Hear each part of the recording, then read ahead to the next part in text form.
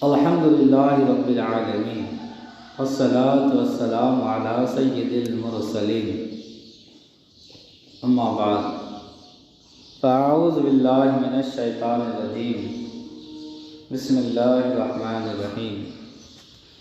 تیرے منہ سے جو نکلی وہ بات ہو کے رہی، تیرے منہ سے جو نکلی وہ بات ہو کے رہی، کہا جو دن کو شب ہے تو رات ہو کے رہی۔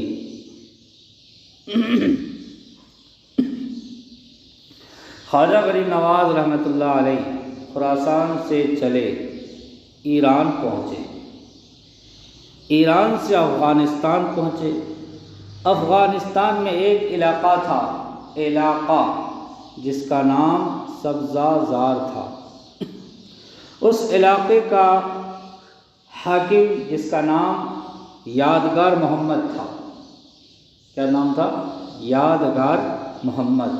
یہ بہت ظالم جابر، بد مزاج اور بد کردار تھا۔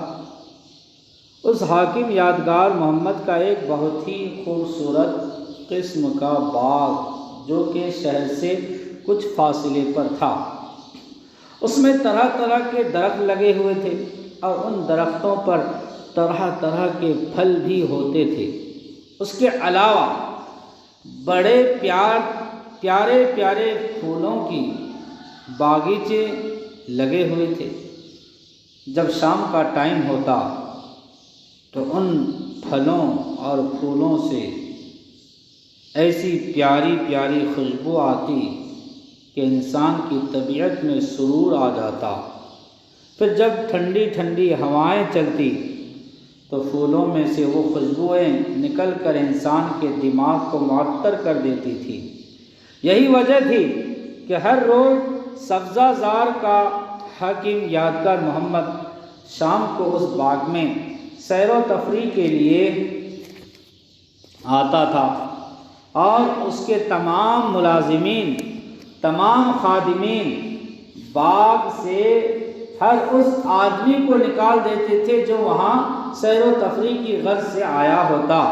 جیسا کہ ہمارے ملک میں رواج ہے کہ گورنر یا وزیر آئے تو غریب عوام کو راستے میں روک دیا جاتا ہے۔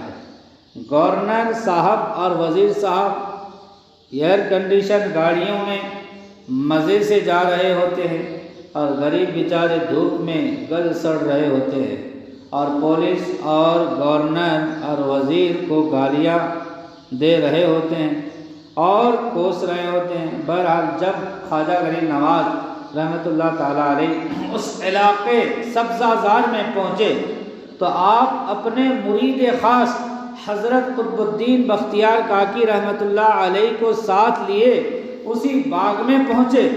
اس باغ میں ایک بہترین قسم کا حوض یعنی فوارہ بنا ہوا تھا۔ آپ اسی حوض کے پاس تشریف لے گئے، اسی حوض سے وضو کیا، 2 رکعت نفل ادا فرمائے۔ تحیۃ الوضو کے نفل پڑھنے کے بعد اسی حوض کے کنارے مصلی بچھا کر بیٹھ گئے اور قرآن پاک کی تلاوت کرنی شروع کر دی، اور ادھر شام کا ٹائم ہو گیا۔ یادگار محمد حاکم سبزہ زار آنے والا تھا۔ تمام لوگ باغ سے جا رہے تھے کہ کہیں بادشاہ ہمیں دیکھ کر غصے میں نہ آ جائے۔ چنانچہ ساری دنیا چلی گئی، لیکن خواجہ غریب نواز رحمۃ اللہ علیہ باغ سے تشریف نہ لے گئے، باغ سے تشریف نہ لے گئے بلکہ آپ بیٹھے رہے، وہیں بیٹھے قرآن پاک کی تلاوت فرماتے رہے۔ دوسری طرف حاکم یادگار محمد کے ملازمین بڑے پریشان ہو گئے کہ اب یہ بزرگ جا نہیں رہے ہیں، بادشاہ آ گیا، حاکم پہنچ گیا تو کیا ہماری نوکری کی چھٹی نہ ہو جائے۔ تمام ملازمین خواجہ غریب نواز رحمۃ اللہ تعالیٰ علیہ کی خدمت میں پہنچے اور عرض کرنے لگے، حضور غریب نواز ہم لوگ بڑے غریب ہیں۔ فرمایا تم کہنا کیا چاہتے ہو؟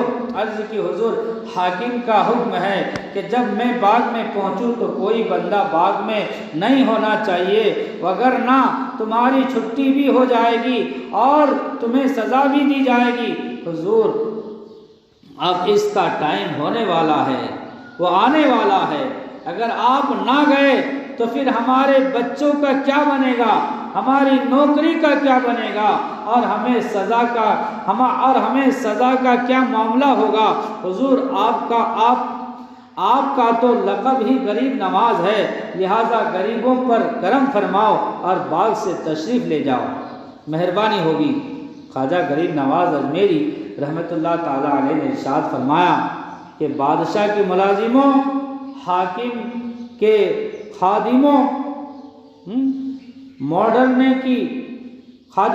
ڈرنے کی ضرورت نہیں ہے، حاکم کے خادموں ڈرنے کی ضرورت نہیں ہے۔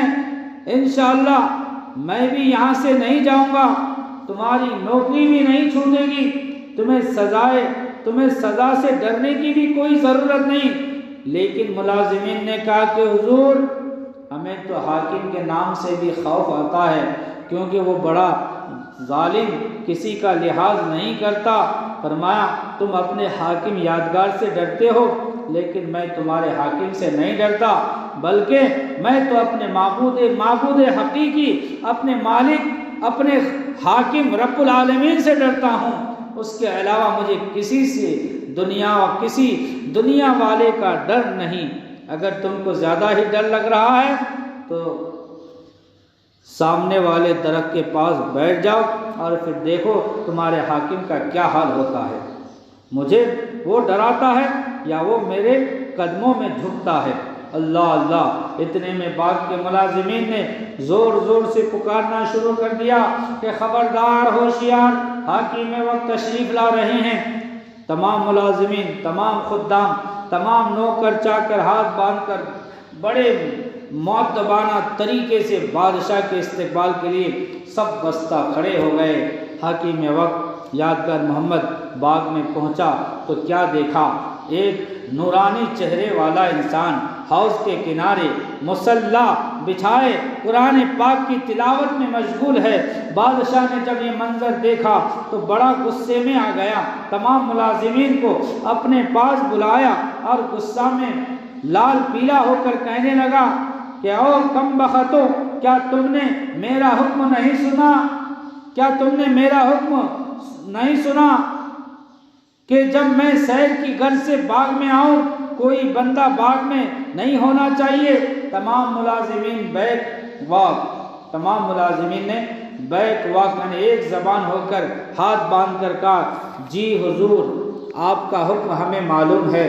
تو پھر بادشاہ گرج کر یہ بندہ کیوں یہاں بیٹھا، گرج کر کہا کہ یہ بندہ کیوں یہاں بیٹھا؟ تمام ملازمین خادمین کی ٹانگوں میں کپ کپی طاری ہو گئی۔ ملازمین دل ہی دل میں خواجہ صاحب کو کہنے لگے کہ بابا جی ہمیں مروا دیا، ہم جو کہتے تھے کہ بابا جی حاکم بڑا جابر ہے، بڑا ظالم ہے، لیکن ادھر خواجہ غریب نواز رحمۃ اللہ تعالی علیہ ملازمین کی حالت بے کسی کو دیکھ رہے تھے۔ بادشاہ کو غصہ میں دیکھ کر خواجہ غریب نواز رحمۃ اللہ تعالی علیہ نے اپنا نورانی سر مبارک اوپر اٹھایا اور حاکم یادگار محمد کو دیکھ کر مسکرانے لگے۔ یادگار محمد نے جب غریب نواز کو مسکراتے دیکھا بس پھر کیا تھا کہ خواجہ صاحب کے نورانی چہرے مبارک میں سے نور کی شعاعیں نکلی۔ یادگار محمد اس نور کی ضیاؤں کو دیکھ کر بے ہوش ہو کر گر پڑا۔ یادگار کے ملازمین خادمین نوکر چاکر بڑے پریشان ہو گئے کہ ہمارے حاکم، ہمارے آقا، ہمارے بادشاہ کو کیا ہو گیا۔ تھوڑی دیر تک یادگار بے ہوش پڑا رہا۔ تھوڑی دیر کے بعد خواجہ غریب نواز رحمۃ اللہ تعالی علیہ نے یادگار محمد کے ایک ملازم کو فرمایا کیوں بھائی، کیا یہی تمہارا جابر اور ظالم حکمران ہے جو کسی میں گنتی میں شمار نہیں کرتا تھا، جس کے خوف سے تمہارے سانس اکھڑے ہوئے تھے، جس کی دہشت سے تمہیں اپنی نوکری کا خطرہ ہو گیا تھا؟ دیکھو اپنے جابر کو دیکھو، خادموں اپنے آقا کو دیکھو، اپنے بادشاہ کو دیکھو، اپنے سلطان کو دیکھو، اور پھر میرے خدائے ذوالجلال کی شان کو دیکھو جس نے ہمیں یہ عزت، یہ مقام، یہ رتبہ، یہ فضیلت، یہ عظمت، یہ شان عطا فرمائی۔ ملازمین نے عرض کی حضور ہم آپ کی بزرگی کو مان گئے، واقعی آپ اللہ کے بہت مقبول اور محبوب بندے ہیں۔ خواجہ صاحب اب مہربانی فرماؤ ہمارے حاکم کو ہوش میں لاؤ، ہمارا حاکم جو بے ہوش پڑا ہے اسے ہوش میں لاؤ۔ خواجہ صاحب نے حاکم کے ایک ملازم کو حکم دیا کہ جاؤ حوض میں سے تھوڑا سا پانی لے آؤ۔ ملازم گیا، حوض میں سے پانی لے آیا۔ حضرت غریب نواز نے اپنے نورانی ہاتھ میں پانی لے کر چھینٹا مارا، بس چھینٹا پانی کا مارنا ہی تھا کہ یادگار محمد ہوش میں آ گیا۔ ہوش میں آتے ہی تمام غرور تکبر ختم ہو گیا، جابریت، حاکمیت، ظالمیت مٹی میں مل گئی۔ فوراً عاجزی انکساری کے عالم میں خواجہ غریب نواز رحمۃ اللہ علیہ کے قدموں میں گر پڑا اور سچے دل سے مسلمان ہو گیا اور حضرت صاحب کا غلام اور مرید بن گیا۔